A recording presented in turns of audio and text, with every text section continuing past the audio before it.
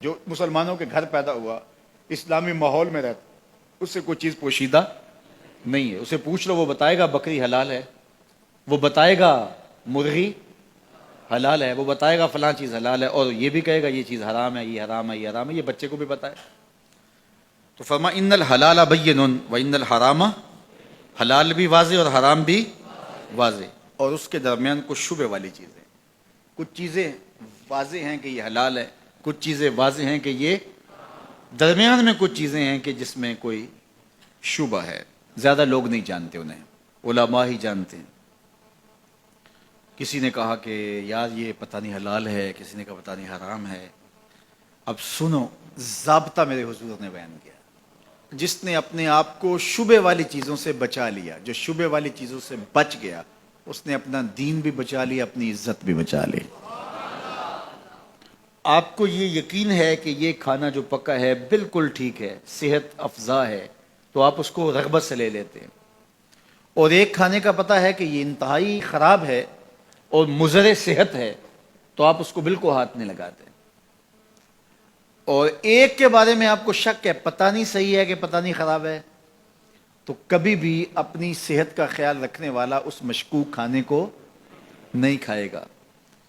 اس لیے دین کے معاملے میں بھی ایسے کرو کہ جس کے بارے میں تمہیں شک ہو اس کو چھوڑ دو، اور اس کو اختیار کرو جس کے بارے میں شک نہ ہو۔ اور پھر ارشاد فرمایا جو شبہ والی چیزوں میں پڑ گیا وہ حرام میں پڑ گیا۔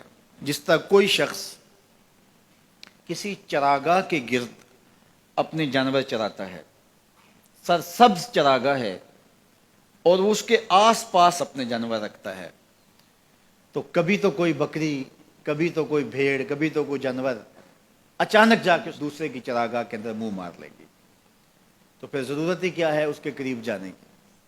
تو کہا جو حرام کے قریب جائے گا ایک دن حرام میں مبتلا ہو جائے گا۔ ہر بادشاہ کی کوئی چراگاہ ہوتی ہے، اس نے ایک مخصوص چراگاہ رکھی ہوتی ہے، اس میں اس کے جانور چرتے ہیں، اور کسی کا جانور اس میں وہ آنے نہیں دیتا۔ بادشاہ کی غیرت ہوتی ہے، اس نے باڑ لگائی ہوتی ہے، لیکن اگر کوئی اس چراگاہ کو عبور کر لے تو وہ بادشاہ جو ہے وہ غیرت کی وجہ سے اس جانور کو پھر چھوڑتا نہیں ہے کہ یہ میری چراگاہ میں آیا کیوں۔ تو فرمایا اللہ کی چراگاہ خاص اس کی حرام کردہ چیزیں، وہ گوارا نہیں کرتا کہ کوئی حرام میں مبتلا ہو۔ یہ ساری کہانی بیان کی حضور نے، پھر اس کے بعد حضور نے اس کو مزید خلاصے کے طور پہ مختصراً بیان فرمایا۔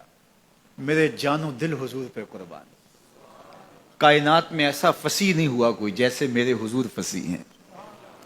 یعنی جو حدیث نور آپ نے پڑھی، اس کا ایک ایک حرف واضح ہے، ایک ایک لفظ روشنی دے رہا ہے، اور یہ منزل نواز حدیث ہے، یہ ہماری زندگی کے اندر ہمیں خیر اور شر کی پہچان کروانے والی ہے۔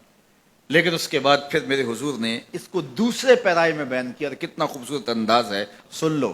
انسان کے جسم کے اندر گوشت کا ایک ٹکڑا ہے، جب وہ صحیح ہو جائے تو پورا جسم صحیح ہو جاتا ہے، اور جب وہ خراب ہو جائے تو پورا جسم خراب ہو جاتا ہے۔ الا وہی القلب، گوشت کے اس ٹکڑے کا نام دل ہے۔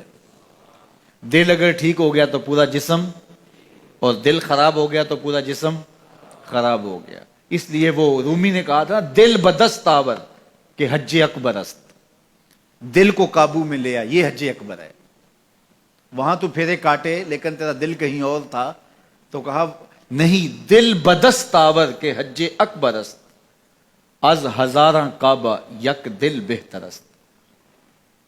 کہا کہ 1000 کعبے سے ایک دل بہتر ہے۔ کیوں؟ کعبہ بن گاہ خلیل اطہر است، کعبہ حضرت ابراہیم کی گزرگاہ ہے، دل گزرگاہ جلیل اکبر است، اور دل رب جلیل کی گزرگاہ ہے۔